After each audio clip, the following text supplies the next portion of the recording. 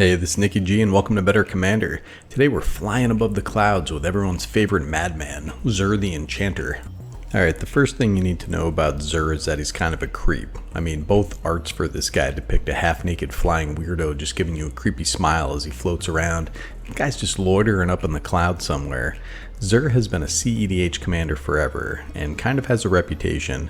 The idea was to use fast mana, get him out quick, tutor out Necropotence, swing for the fences, casting Demonic Consultation, Thassa's Oracle, or any other CEDH win condition.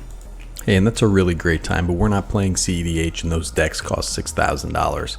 We're playing a more conservative $70 budget deck. If you're new to Commander and your buddies are stomping you with their $500 to $1,000 decks, this Commander can compete if you build it right, and I'm going to tell you why.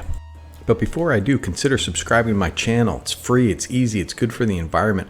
Every subscription reduces the carbon load on the ozone layer by 0.1 micrograms.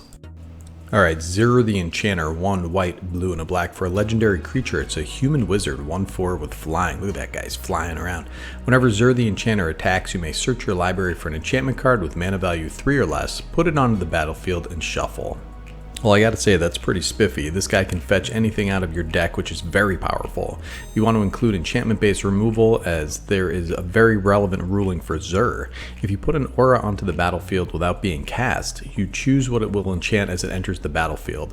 An aura put onto the battlefield this way doesn't target anything, so it can be attached to an opponent's permanent with hexproof, for example. But the aura's enchant ability restricts what it can be attached to. If the aura can't legally be attached to anything, it remains in your library. So if Zur has Shroud, say from Diplomatic Immunity, you can still attach an aura you tutored for to him. I don't have any Shroud effects in the deck for Zur, but you can still put a Darksteel mutation onto your opponent's hexproof creature, which is pertinent in almost any meta. So when building this deck, we can keep in mind that we have a pretty low curve. There are only 7 cards with mana value greater than 4, so we don't need a whole ton of ramp.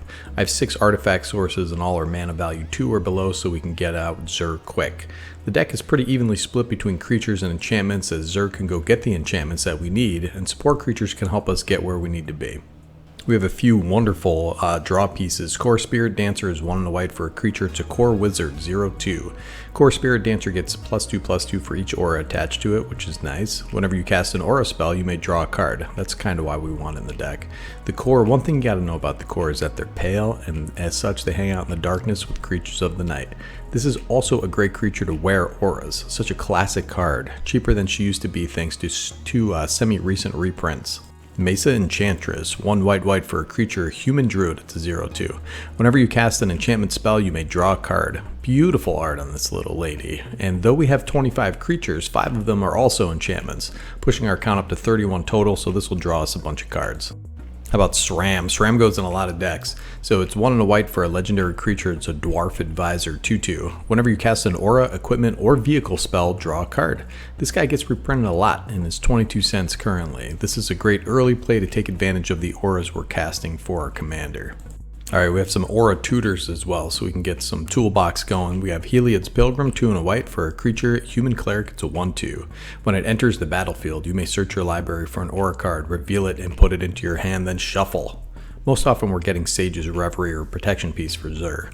Then we have Moonblessed Cleric, similar card, 2 and a white for a creature, human elf cleric. It's a 3/2. When Moonblessed Cleric enters the battlefield, you may search your library for an enchantment card, reveal it, shuffle, and put that card on top. So this is slightly worse, but we can get any enchantment to library top. We have my old buddy Lightpaws. I built a deck around Lightpaws that was relatively inexpensive. I used it once in a commander game and then I was just like, alright, this guy's too much. 1 and a white for a legendary creature, Fox Advisor, 2/2. Whenever an aura enters the battlefield under your control, if you cast it, which is very important, you may search your library for an aura card with mana value less than or equal to that aura and with a different name than each aura you control. Put that card onto the battlefield attached to Lightpaws, Emperor's Voice, then shuffle. This guy, I mean, I did a whole deck check on him, check it out. He's a super powerful commander in his own right. He can finish the fight if Zur gets hosed. Oh, here we go with the Sovereigns. Look at these guys chilling in the clouds. They don't even have flying. It's 4 white and a blue for a creature, Spirit. It's a 4/5 with Exalted. Whenever a creature you control attacks alone, that creature gets +1/+1 until the end of turn. Big whoop. Whenever a creature you control attacks alone, you may search your library for an aura card that could enchant that creature, put it onto the battlefield attached to that creature, then shuffle.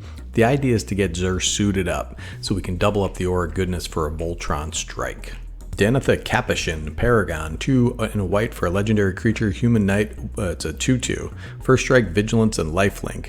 Aura and equipment spells you cast cost 1 less to cast, so she has a whole story but it's kind of a bland character. All we care about is the cost reduction and the fact that she can wear an aura with the best of them. Alright, then we have Starfield Mystic, Starnheim Courser, and Transcendent Envoy, all reduce spell cost in different ways, so pay attention to the wording on each one of them.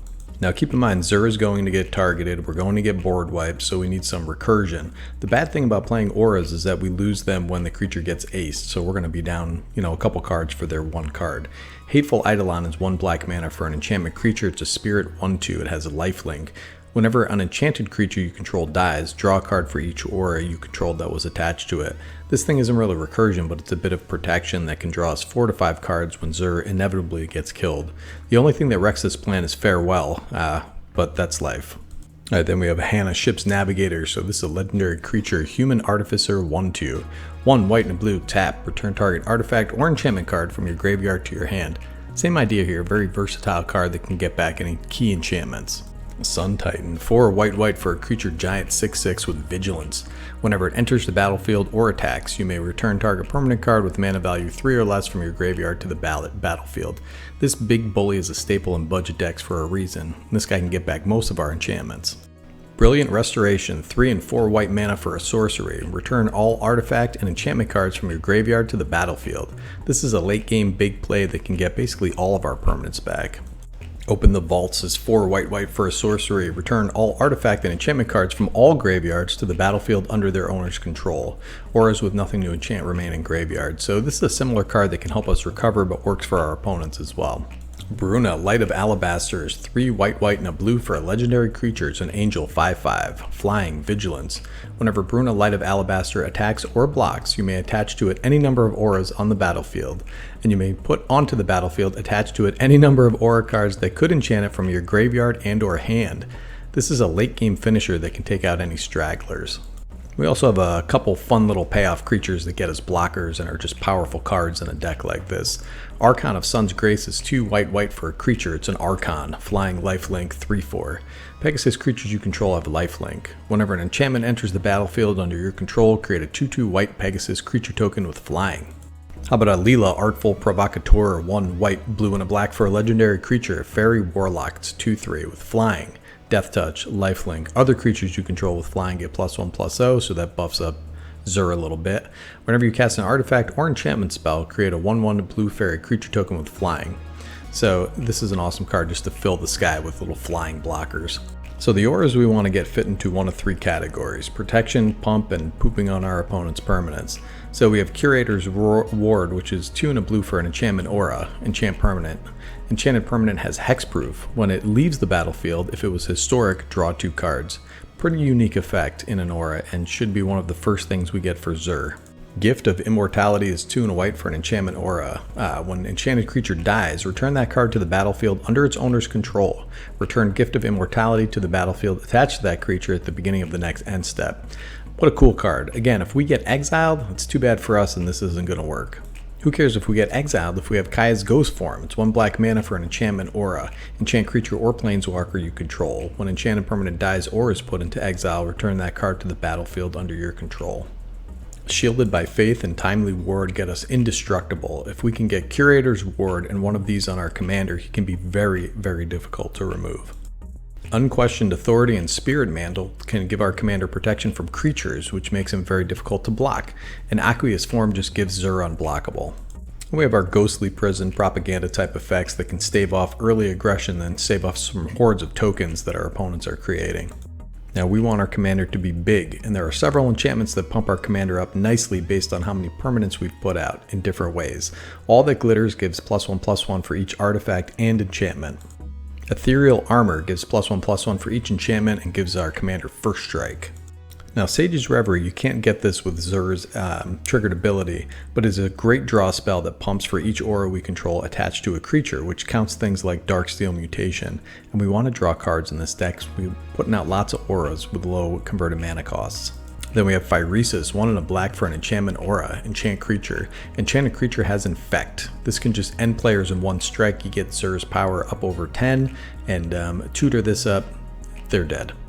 We also have to be able to deal with threats, as this deck can be a little bit slower because we're working with a Voltron strategy. So Banishing Light, Oblivion Ring, these cards can hit any permanent. Imprisoned in the Moon and Darksteel Mutation are some of the best enchantment-based removal in the game.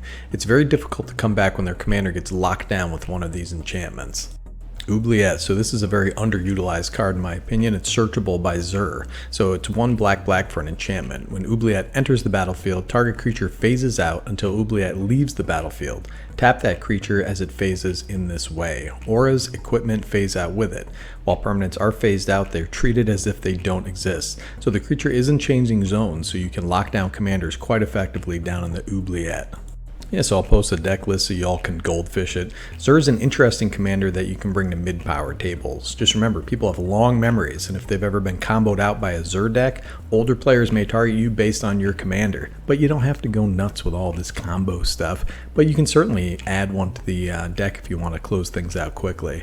Thankfully, Xur is pretty good at protecting himself. So y'all stay cool out there. It's a hot tamale pretty much everywhere these days. Cool off, have some ice cream. This is going to be Nicky G from Better Commander, signing off.